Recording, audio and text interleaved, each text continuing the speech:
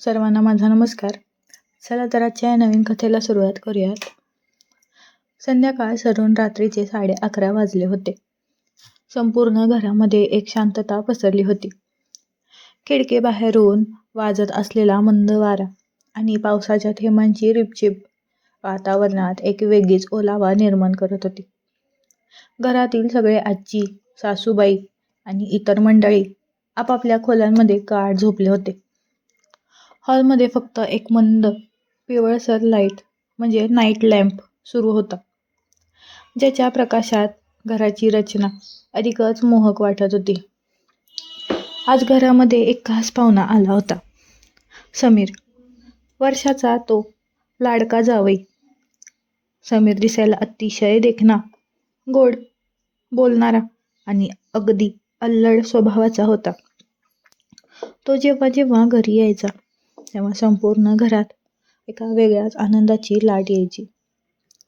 आज तो 2 दिवसांसाठी इथे राहायला आला होता.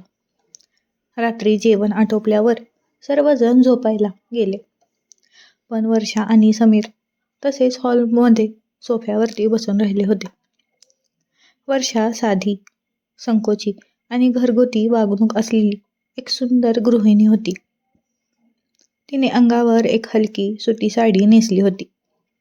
तिचा मऊपणा तिच्या अंगाशी अगदी सहज जुळलेला होता. ती सोफ्याच्या एका टोकाला बसली होती आणि समीर दुसऱ्या टोकाला थोडा पुढे सरकून बसला होता. वर्षाजी, काय मग? दिवसभर तर तुम्ही सगळ्यांच्या कामात असता, पण रात्री शांततेत गप्पा मारायला मजा येत नाही, समीरने हलकेच हसत विचारले. त्याच्या आवाजात एक खोल आणि आकर्षित करणारा मऊपणा होता, जो थेट मनाचा ताबा घेत होता. वर्षा थोडी लाजून म्हणाली, हो ना, दिवसभर पळापळ असते. कुणाला काय हवं काय नको बघताना वेळ कसा निघून जातो हे कळतच नाही बघा.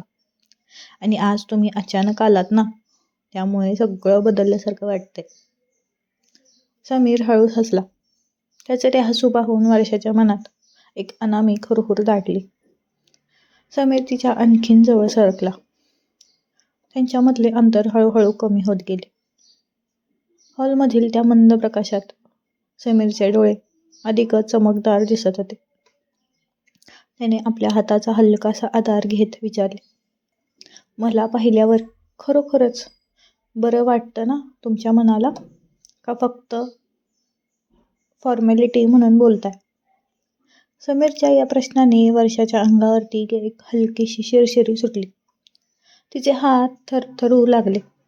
तिची ती नजर खाली घालून साडीचा काठ चोळू लागली.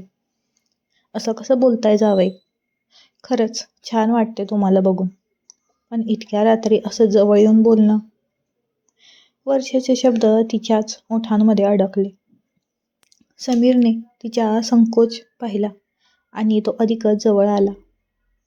त्यांच्या अंगावरून येणारा तो हलकासा परफ्यूम आणि पावसाच्या थेंबांचा सुगंध एकमेकांमध्ये मिसळून हवेत एक नशा तयार करत होता. समीरने आपला हात हळूच पुढे केला आणि सोफ्यावर ठेवलेल्या वर्षाच्या हातावरती आपला हात ठेवला. तो स्पर्श इतका मऊ आणि उबदार होता की वर्षाच्या काळजाचे ठोके एका क्षणातच चुकले. तिने पटकन आपला हात मागे घेण्याचा प्रयत्न केला, पण समीरने तिचा तो हात आपल्या हातात हलकेच घट्ट धरून ठेवला होता. हात का कापतोय तुमचा, सासूबाई? मी काही चोरासारखा थोडीच बोलतोय. मी तर फक्त तुमच्यासाठी मनमोकळ्या गप्पा मारतोय. समीर तिच्या कानाच्या अगदी जवळ येऊन कुजबुजला. त्याचे ते मऊ शब्द वर्षाच्या अंगावरती काटा आणत होते. तिचे डोळे आपोआप मिटले. तिच्या मनात एकीकडे कोणीतरी पाहिल किंवा जागे होईल ही भीती होती, तर दुसरीकडे त्या स्पर्शात असलेली ओढ तिला स्वतःकडे खेचत होती. वर्षा स्वतःला सावरत उभी राहिली आणि म्हणाली, बस हां, आता रात्रीचे 12:30 वाजलेत.